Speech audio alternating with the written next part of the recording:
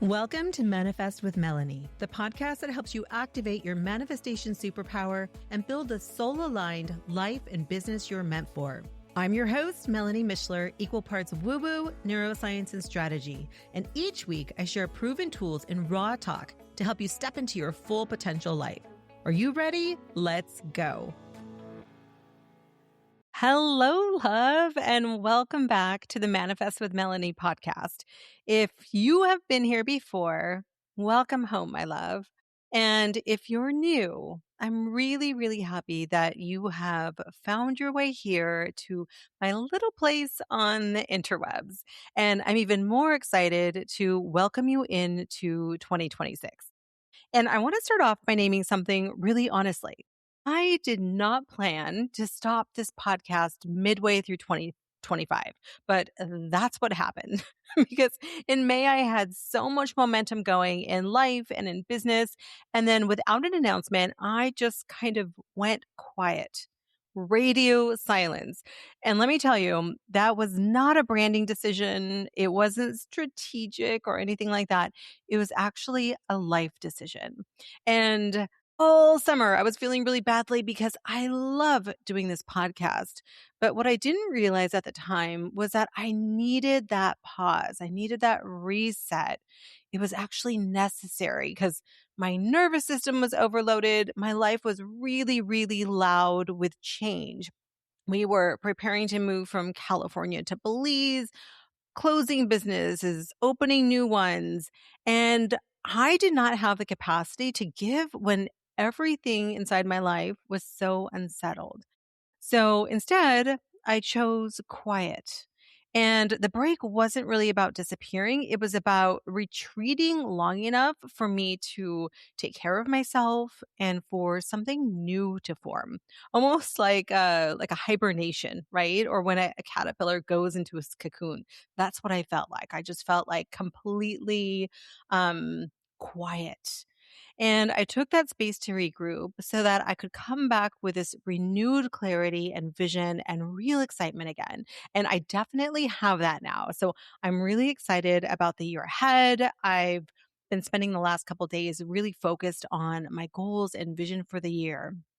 And over the last 6 months, let me just tell you, a lot has happened. So let me give you the Cliff Notes version of what was going on behind the scenes when I was quiet. So Andy and I captured a full season of weddings in our photography business. We transitioned out of the wedding venue business. We basically sold or gave away almost everything we owned in California, traveled back and forth to Belize a bunch of times, rented out our California home, sold all our vehicles in California, then bought a new RAV4, packed it with my favorite little bits of things, and drove south to Belize. I navigated customs and importing and taxes and travel across 3 different countries. Finished the cabana here in Belize, which is one of those all-in endeavors. So now that's ready to be rented. But most importantly is that I found the most beautiful home here in Belize. Just me and Cooper alone, separate from my husband. This is very different from the dream that we had planned for years. Our dream was to move to Belize together for a season, then head off into the sunset to Mexico, surfing, slow days by the ocean, all that. So yeah, a lot has shifted in 6 months. A lot has shifted really unexpectedly. And I will talk a little bit more about this as the months go on. But I feel like it's the kind of massive change that happened like when the continents rearranged themselves and moved, or an entire era like the dinosaurs came to an end. That's what it feels like in my life. The version of the dream that we were living in is changing. It's still changing and still evolving. And whatever comes next, I honestly have no idea what it is, but I do know that it won't be built on the same ground, won't be built on the same continent. Like I shared in my last podcast, sometimes everything has to fall apart so that it can rebuild itself in a way that's more beautiful and more structurally sound. And that's what my life feels like right now. A complete foundational rebuild. So now I am recording this from my new beautiful home here in Belize. It's surrounded by jungle, it has tons of natural light. I'm right on the creek, and I'm experiencing a level of calm in my body that I haven't felt in a really, really long time. It feels like a long, deep breath. And here's the part I want to be really honest about. No matter how self aware you are, no matter how much inner work you've done, this level of change, it doesn't happen without grief. It doesn't happen without fear or tremors in our body.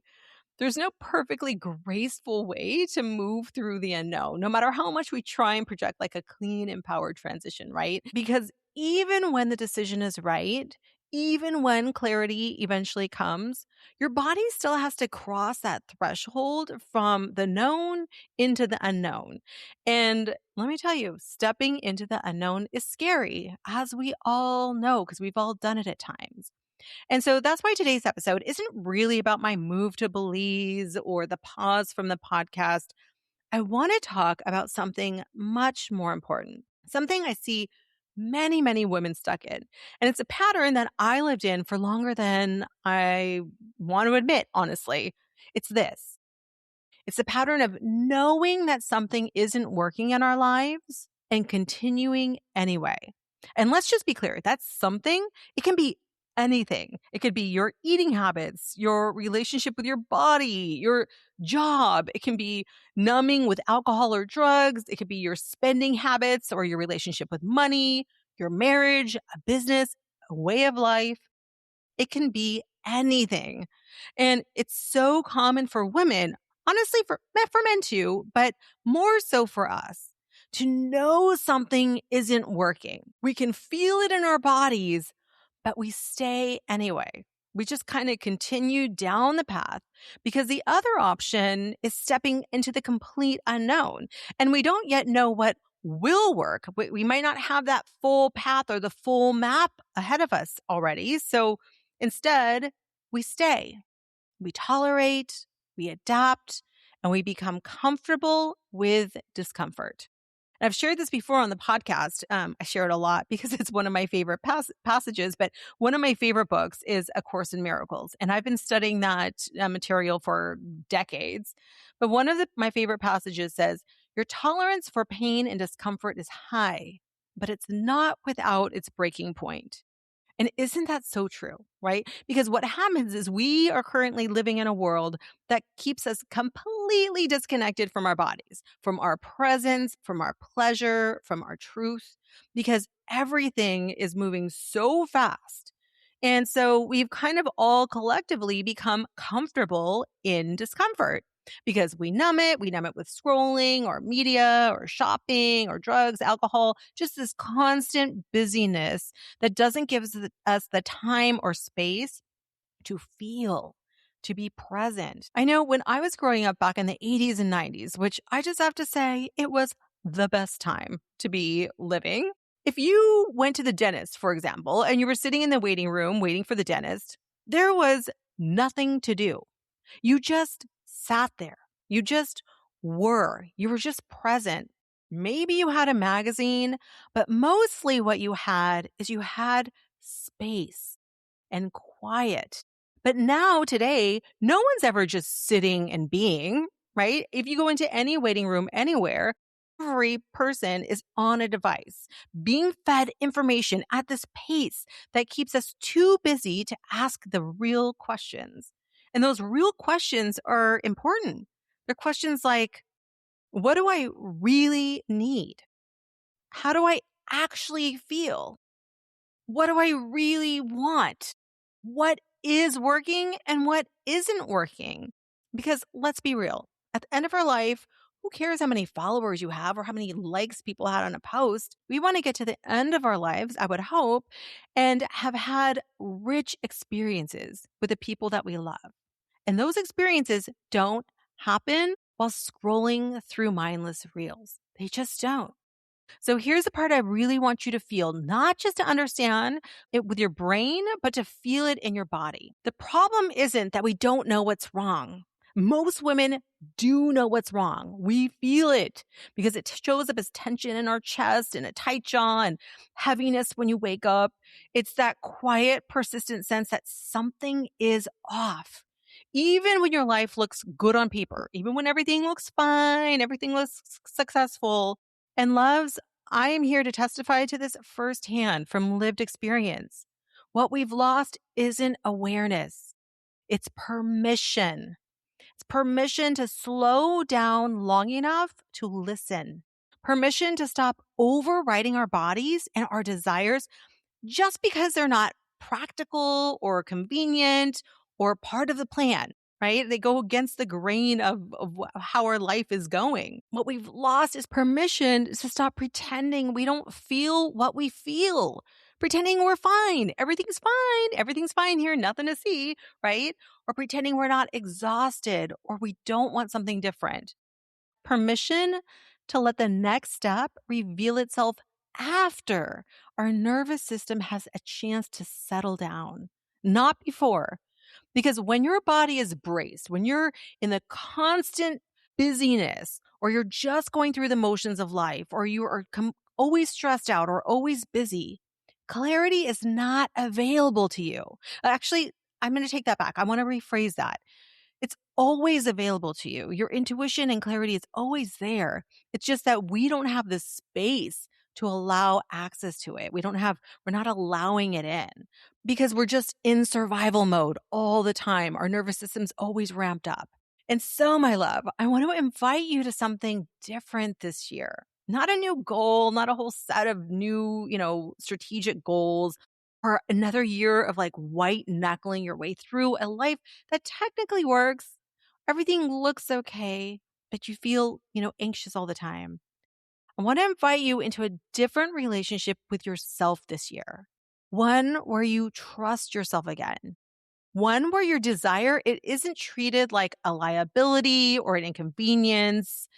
And I want to invite you into a life where you stop staying in situations or staying in habits or patterns that drain you just because you don't know what comes next or you don't know what to do next. Because I'm here to tell you, you don't have to know the full path. You just have to start with what's not working sometimes. So I want to invite you into a year where you don't override your inner wisdom just to keep things reasonable, and a year where you let honesty lead, even when it's inconvenient, and maybe when it goes against the plan, and even, again, if the next step isn't fully clear. Because here's what matters. You don't need to know the next step. You get to create it, but creation requires honesty about what you really want, and honesty about where you really are, what's working, what's not working. Like, that's the most important thing to start with. We have to know where we are before we can get on a path to go anywhere. And so, love, this is what I want you to know. When you stop overriding your body and you start trusting that somatic wisdom, the wisdom that's in your cells, it will never, ever lead you into chaos. It will always lead you into alignment. Slowly, sometimes, gently, but unmistakably. Because clarity does not come from pushing harder. I fucking promise you, you can take my word for that. I have tried it and it does not work. Clarity comes from settling in and listening and allowing space. Your body has to feel safe enough to tell you the truth. And when it does, when you stop and you settle in and you can start to listen, the next step reveals itself. Not loud, but obvious. This is the kind of change I'm choosing now in 2026. And it's the kind of change I'm inviting you to walk with me this year through conversations and practices in the work that I really, really hope you'll join me with. So if this resonates, you're exactly where you're meant to be, my love. And I'm so glad that you're here. So please share this episode with another woman who needs to hear it, because we're all in this together and we rise together. And starting today, the podcast is back.